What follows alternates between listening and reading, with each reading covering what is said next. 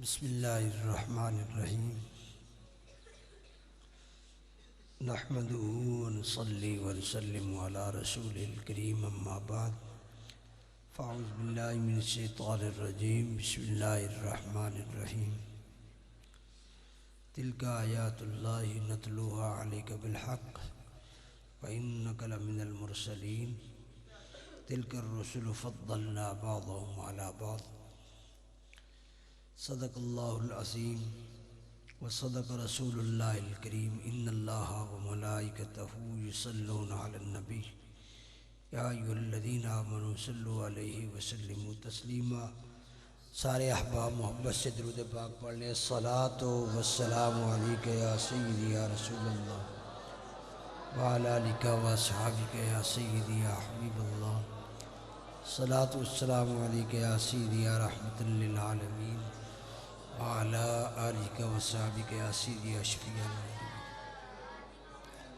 اللہ تعالی جل جلالہ و اعظم شانہ کی حمد و ثنا حضور سید الاولین والآخرین شفیع المذنبین رحمۃ للعالمین خاتم الانبیاء والمرسلین جناب احمد مجتبیٰ حضور محمد مصطفیٰ صلی اللہ علیہ وسلم کی مقدس منزہ بارگاہ میں ہدیہ درود و سلام عرض کرنے کے بعد گرامی قدر احباب، آج کی یہ انتہائی خوبصورت محفل، سالانہ محفل پاک بسلسلہ میلاد مصطفیٰ صلی اللہ علیہ وسلم انعقاد پذیر ہے۔ اللہ تعالی ہم سب کی اس حاضری کو اپنے محبوب کی بارگاہ میں قبول فرمائے۔ آپ حضرات کا یہ ولولہ اور جوش یقیناً قابل دید ہے اور قابل داد ہے کہ مغرب سے یہ محفل پاک شروع ہے اور رات کے 9:30 سے زیادہ ٹائم ہو گیا ہے، تو یہ آپ نے بہت سارے خطابات بھی سماعت فرما لیے اور قرائے اعظام نے بھی قرآن مقدس کی آیات سے آپ کے سینوں کو معطر اور منور کیا ہے۔ پھر نعت خوانان شیریں بیان نے بھی، اور مجھ سے قبل پہلے جو ہے آپ کے ذوق کے مطابق آپ نے شعر و شاعری والے، ترنم والے جو ہے وہ خطابات بھی سنے ہیں، اور اب جو ہے وہ ماشاءاللہ بڑے خوبصورت انداز میں عزیز القدر استاد العلماء حضرت مولانا حافظ عثمان منظور صاحب زیدہ مجدہ نے سرکار کی بارگاہ میں اپنی حاضری پیش کی ہے۔ تو اتنی ساری جو ہے بہرحال ساری باتیں تقریباً ہو گئی ہیں، تو میں بھی بس چند ایک باتیں آپ حضرات سے عرض کر کے اس کے بعد انشاءاللہ آپ نے لنگر شریف بھی یقیناً نوری صاحب ہے رہی، تو آپ ابھی نماز بھی پڑھ لی ہے، نماز بھی آپ نے پڑھ لی ہے اور جو ہے لنگر شریف بھی آپ نے کھانا ہے، تو میں زیادہ دیر جو ہے آپ حضرات کی سمع خراشی نہیں کروں گا۔ بس ایک دو حدیثیں جو ہیں وہ سرکار کی عظمت اور شان کے حوالے سے آپ حضرات کی گوش گزار کر کے اپنی گفتگو کو ختم کروں گا۔ اللہ تعالی ہم سب کی حاضری کو اپنے محبوب کی بارگاہ میں قبول فرمائے۔ تو یہ سالانہ محفل پاک جس کے اندر آپ حضرات نے بڑے جوش و خروش کے ساتھ حصہ لیا ہے، اللہ تعالی اس محفل کو قبول فرما کر ہم سب کی بخشش کا ذریعہ بھی بنائے اور نبی رحمت صلی اللہ علیہ وسلم کی بارگاہ کے قرب کا بھی اس کو ذریعہ بنائے، اور جو میلاد مصطفیٰ صلی اللہ علیہ وسلم کے اصل مقاصد ہے نا، اللہ ہمیں وہ اصل مقاصد سمجھنے کی توفیق عطا فرمائے۔ یعنی ہم نے یہ محفل پاک کی ہے نا، تو محفل پاک کے اندر ہم نے اپنے آقا و مولا صلی اللہ علیہ وسلم کی عظمتوں اور شانوں کی باتیں سنی ہیں علماء سے، اور انشاءاللہ جب تک یہ زندگی ہے سنتے رہیں گے۔ لیکن یہ باتیں سنانے کا کوئی مقصد بھی ہے، یعنی یہ میلاد مصطفیٰ صلی اللہ علیہ وسلم کے جس محفل پاک کے اندر آپ تشریف لائے ہیں نا، اس محفل پاک کا یہ مطلب نہیں کہ آپ نے جو ہے ماشاءاللہ وہ جو ہے وہ بڑے خوبصورت انداز میں اشعار بھی سن لیے، ترنم کے ساتھ گفتگو بھی سن لی ہے تو پھر جو ہے آپ نے حق ادا کر دیا ہے۔ نہیں، ان محفل کا مقصد جو ہے وہ یہ ہے کہ ہم نے جو کچھ سنا ہے ایک تو اس کو یاد رکھنا ہے، اور دوسرا نبی کریم صلی اللہ علیہ وسلم کی سنت مبارکہ آپ کی اتباع کی ہم نے کوشش کرنی ہے، اپنی صورت اور اپنی سیرت کو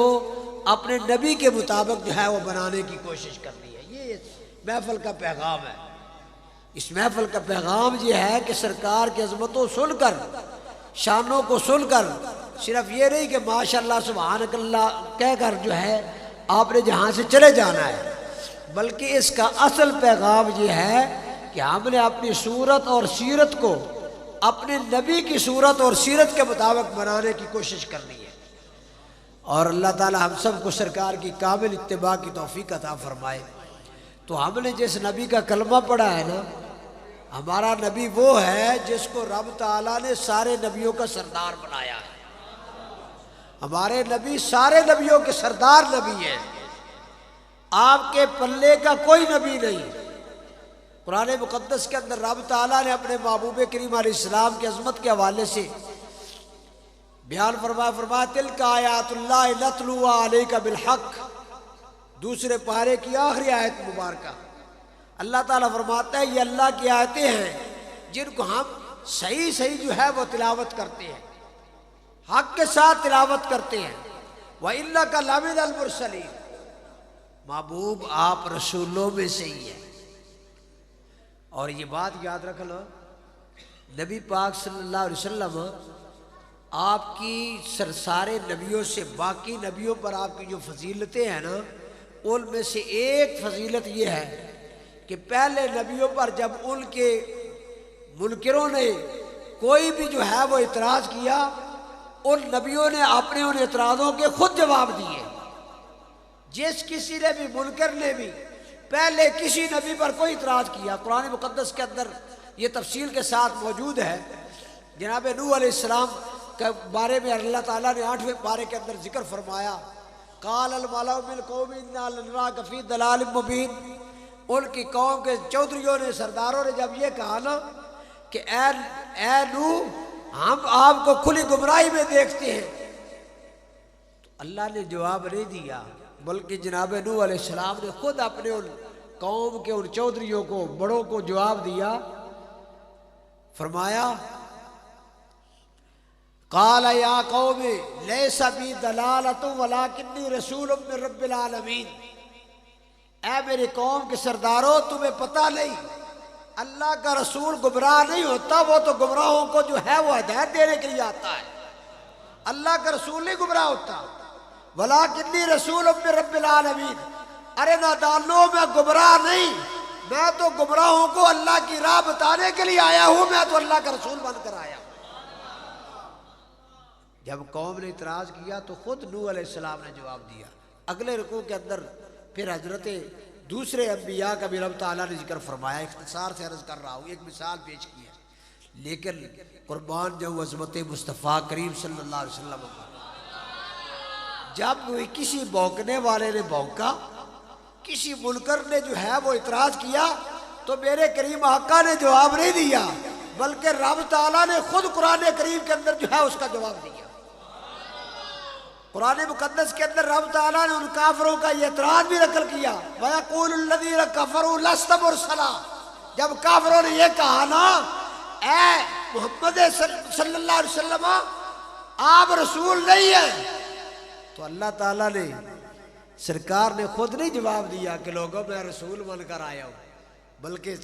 اللہ تعالیٰ نے قرآن میں یہ حکم نازل فرمایا وَإِنَّكَ لَمِنَ الْمُرْسَلِينَ۔ یہ بکواس کرتے ہیں، ان کو کیا پتا محبوب آپ رسولوں میں سے ہیں، یاسین والقرآن الحکیم اِنَّكَ لَمِنَ الْمُرْسَلِينَ، محبوب آپ رسولوں سے ہیں۔ ان نادانوں کو پتہ نہیں، آپ کی شان اور عظمت کا پتہ نہیں ہے بلکہ محبوب یہ کہتے ہیں آپ رسول نہیں، میں خالق دو جہاں کہہ کر ہو کر تیری رسالت کا اعلان کر رہا ہوں، انک لمن المرسلین، محبوب آپ رسولوں میں سے ہی ہیں۔ اللہ اکبر یا رسول اللہ حقیقت۔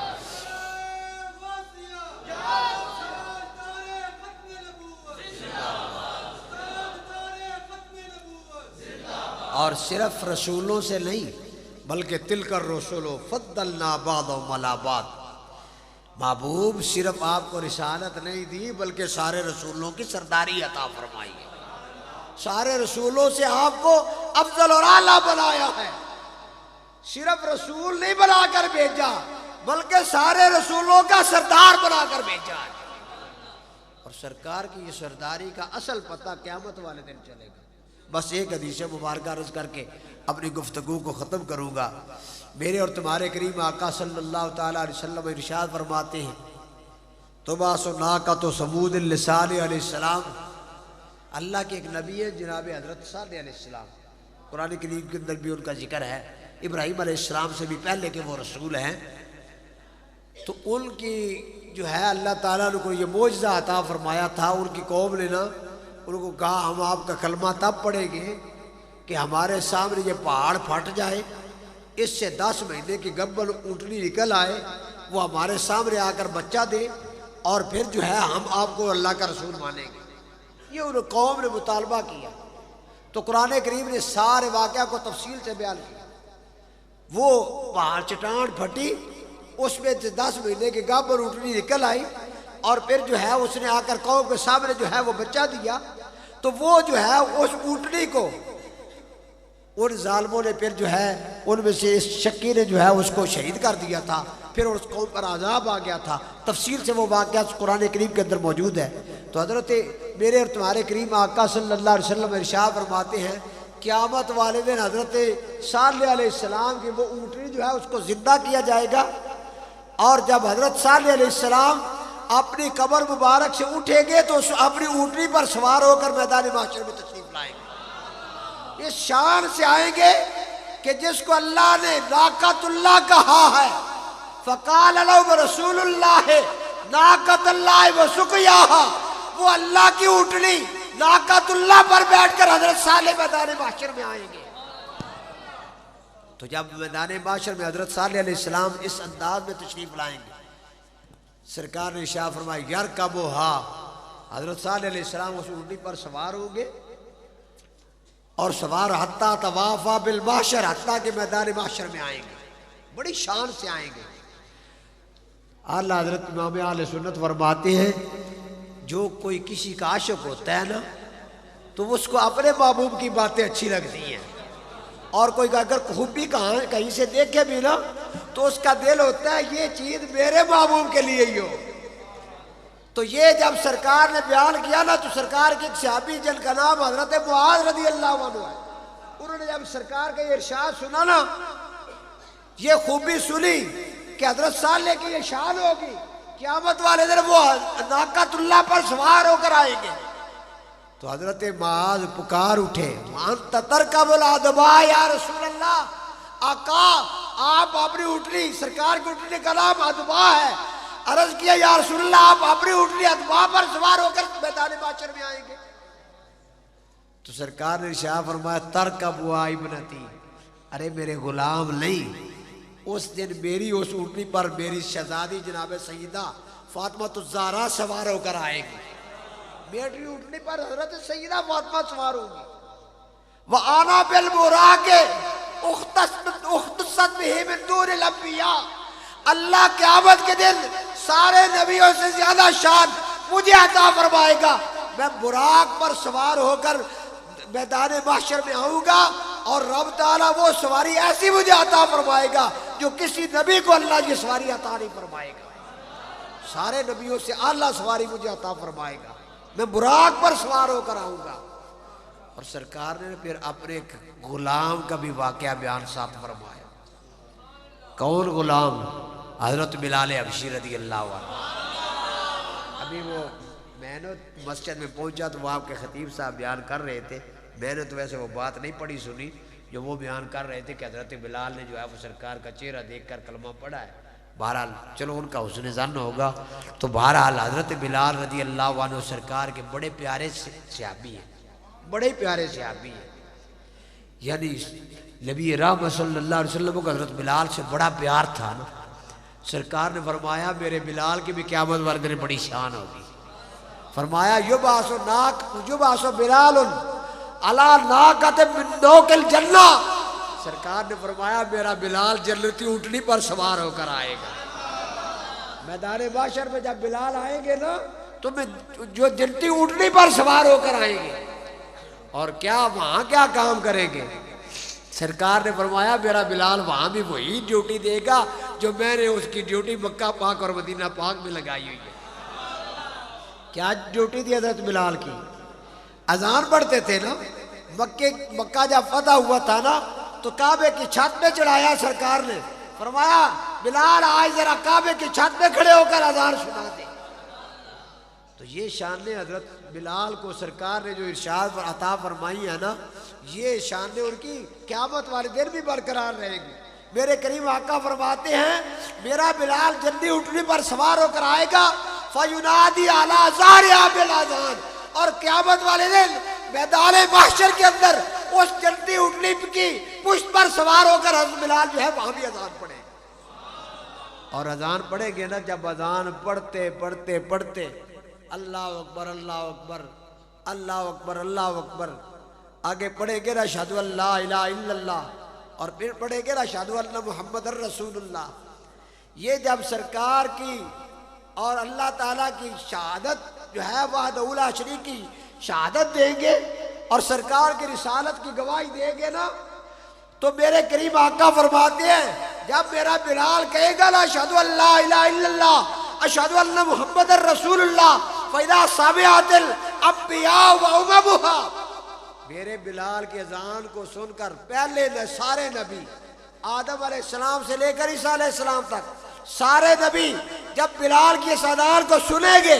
اور اذان کو سن کر اور ان کی امتیں بھی سن کر جب سنے گی نا اشہدو ان لا الہ الا اللہ اشہدو ان محمد الرسول اللہ, تو کیا کہیں گے قالوا نشہد علی ذالک. بلال دنیا کے اندر تو اکیلا گواہی دیتا رہا, نبی پاک کے غلام جو ہے وہ گواہی دیتے رہے کہ ہم سرکار کو جو ہے وہ اللہ کا نبی مانتے ہیں, اللہ کے رسول ہیں. لیکن آج میدان محشر میں پہلی ساری امتیں بھی پہلے سارے نبی بھی یہ گواہی دیں گے بلال آج تو اکیلا نہیں, آج ہم بھی تیرے ساتھ مل کر کہتے ہیں اشہدو ان لا الہ الا اللہ اشہدو ان محمد الرسول اللہ. یہ اللہ اکبر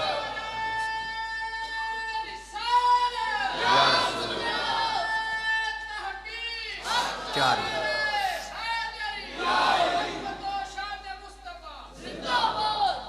اور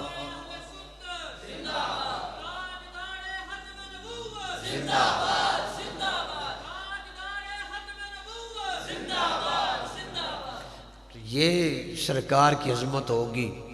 صرف دنیا میں نہیں, اصل